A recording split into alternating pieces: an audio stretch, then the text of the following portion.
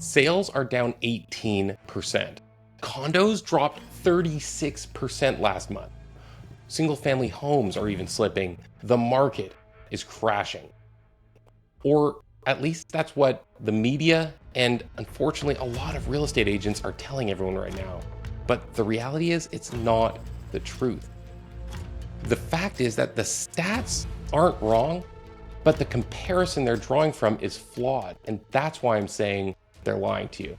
In today's video, I'm going to explain what's really going on in our market and why all of these headlines are really just clickbait. Hey everybody, I'm Sean P, and I'm a real estate expert who lives in Victoria, BC.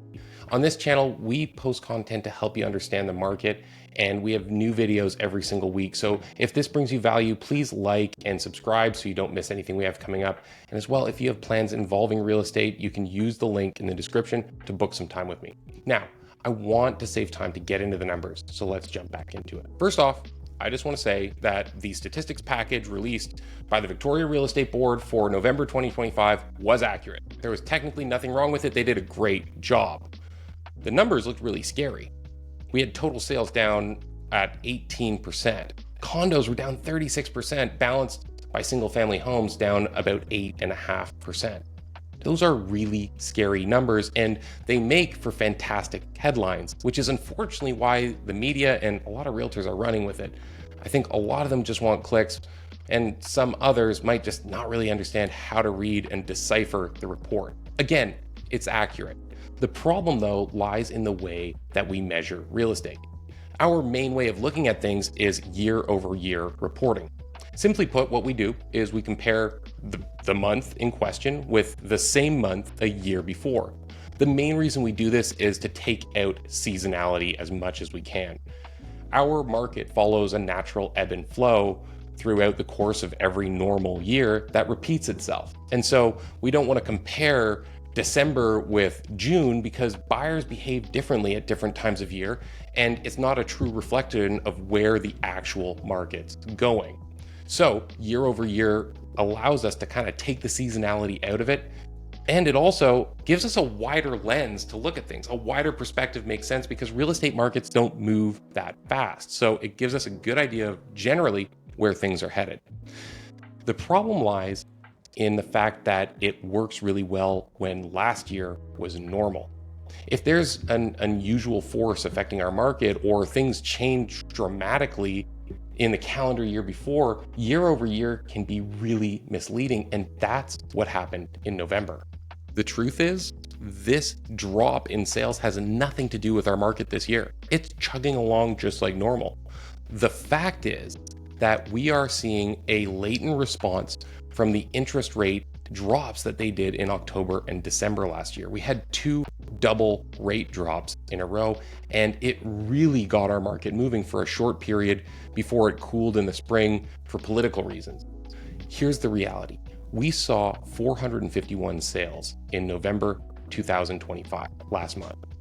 The year before, it surged to 551 sales, but that was an unnatural amount for post-COVID sale figures in November.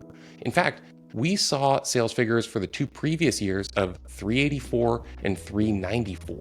So 451 for this year is actually a really good November with all things told. It's just the perspective that we're drawing against from last year makes it look terrible. So what's the actual market report?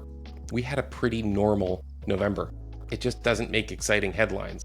But the reality is, it was actually pretty good if we compare it with the last few years where we had regular seasonal Novembers. We performed well, and our market is just doing what it normally does this time of year, unfortunately, in the shadow of last year's kind of weird blip that we saw at the tail end of the year. If you're out there shopping, you'll see that we still have a lot of inventory on the market, with the majority of it unfortunately being overpriced. This creates a very small subsection of properties that are priced aggressively, which are moving quickly. In the past 30 days, I've been in multiple offers, both at the $1 million mark and the $3 million mark. So there's definitely competition out there, and good properties are selling fast. Don't let the inventory fool you. The majority of it is just rotting on the market, while there's a small section that are the current of actual pricing that's taking place underneath.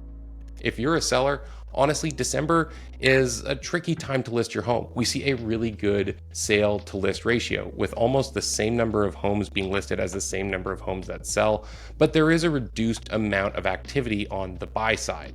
You can still get it done, but most people this time of year start to lay in wait for the spring and they just focus on home prep because they'd rather do it at a time of year where them and their buyers aren't distracted or otherwise obligated. So take it with a grain of salt next time you hear that the market's crashing or sales are down 36%. This is not a runaway market, it's not a crash. It is inventory heavy, it's price sensitive, and it's selectively competitive. So if you want to know how all of that combines to affect your personal situation wherever you might be in the greater Victoria area, you can use the link in the description to get in touch with me. And until then, I'll see you on my next market report. Thanks for watching.